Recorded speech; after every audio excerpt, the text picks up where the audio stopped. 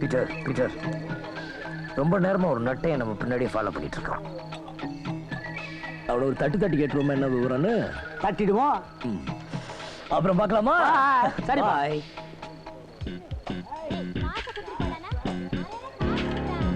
காசு வைடானா? நிறையத காசு வைடா.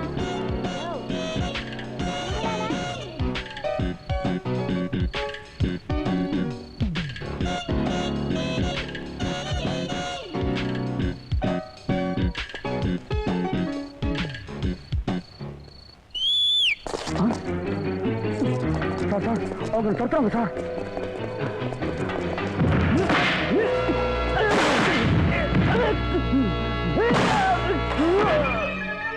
மதன் எங்க இருக்கிற? ரொம்ப பத்திரமான இடத்துல இருக்காரு சார். மந்திரி பத்தியும் அவர் மகனை பத்தியும் எழுதிக்கிட்டு இருந்த, அதனால உன்னை சும்மா விட்டோம். ஆனா இப்ப தேவையில்லாம அந்த செக்யூரிட்டி ஆபீசர் கொலைக்கு பின்னால வேற யாரும் இருக்கிறதா எழுதிக்கிட்டு இருக்க. இது நல்லா இல்ல. மரியாதையா எழுதுறத நிறுத்திரு. நிறுத்துறதா எழுதுறதா நான் முடிவு பண்றேன். உன்னை யார் ஆரம்பிச்சது?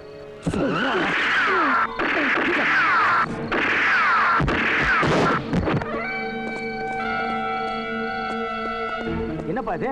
நம்ம கேமரா வந்து சண்டை போடுவோம். இவனுக்கு துப்பாக்கியால சண்டை போடுறாங்க. இடம் தெரியாம முதல்ல வேற சொல்லிட்டு போறான். ஆமா, நீ மந்திரிகளை பத்தி தானே எழுதுவ. இவரை பத்தி எப்ப எழுத ஆரம்பிச்ச? இப்பதான் ஆபீஸ்ல இருந்து வரதுக்கு முன்னாடி தான் நியூஸே கொடுத்தேன். அது நாளைக்கு பேப்பர்ல தானே வரும். அதுக்குள்ள இவனுங்களுக்கு தெரிஞ்சிருக்குன்னா என்ன அர்த்தம்? இந்த ஆபீஸ்ல ஒரு ஓட்டை இருக்குன்னு அர்த்தம். முதல்ல அந்த ஓட்டையை அடைக்கணும். அதுக்கு ஓட்டை எங்க இருக்குன்னு கண்டுபிடிக்கணும். கண்டுபிடி. அதான் உனக்கு வேலை. சார், நீ என்ன ஓட்டையை கண்டுபிடிக்க போறியா? இந்த ஆள் தலையில இருக்கிற சொட்டையை கண்டுபிடிக்க போறியா? பீட்டர், பின்ன தோசைகள் மாதிரி வந்து என்ன அர்த்தம்? மூர்த்தி, நாளைக்கு வரப்போற மறுபக்கம் பிரிண்ட் ஆயிடுச்சா? இனிமேதான் பிரிண்ட்டுக்கு போக அதை உடனே நிறுத்துங்க. நான் சொல்ல போற 2 வரியை சேர்த்துங்க. ஒரு முக்கியமான தடயம் கிடைச்சிருக்கு. இன்னும் 2 நாள்ல கொலையாளி யாருன்னு கண்டுபிடிச்சுவேன். என்ன சார், இவ்வளவு சீக்கிரம் கண்டுபிடிச்சிருவீங்களா? எதிர்பார்க்கறத விட சீக்கிரம் கண்டுபிடிச்சிருவேன். கண்டுபிடிச்ச உடனே எனக்கு ஒரு சான்ஸ் கொடு. எதுக்கு? நம்மள இந்த அலைய விட்டவன புடிச்சு 4 தப்புன்னு தப்பணும். மிஸ்டர் மூர்த்தி, ஒண்ணு மட்டும் உறுதி, அவன் கிடைச்சா அவனை புரட்டி மிதிக்காம விட மாட்டேன். தாராளமா மிதிங்க. தாராளமா தான் மிதிக்க போறேன். இன்னும் அளந்துட்டா மிதிக்க போறேன். பொறி வச்சாச்சு. எந்த எலி மாட்டுதுன்னு பாப்பா.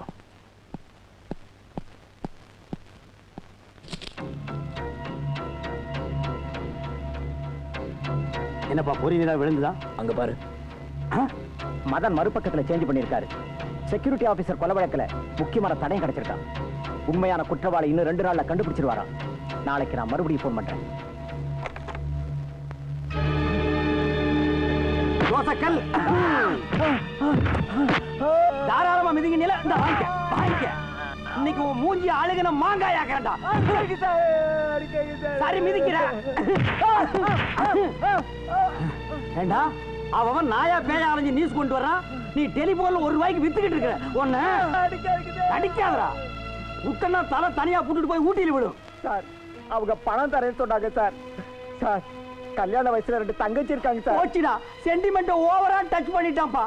அப்படியே ஆஸ்மாவோட ஒரு அம்மா, BA வரைக்கும் படிச்சுட்டு வேலை கிடைக்காத ஒரு தம்பி, இவங்க எல்லாம் இருக்கணுமே. ஐயோ, கண்ணீரும் கம்பெனிமா இருக்கா. இவன் நீயே கவனிச்சுக்க. ஏன் இப்படி பண்ண?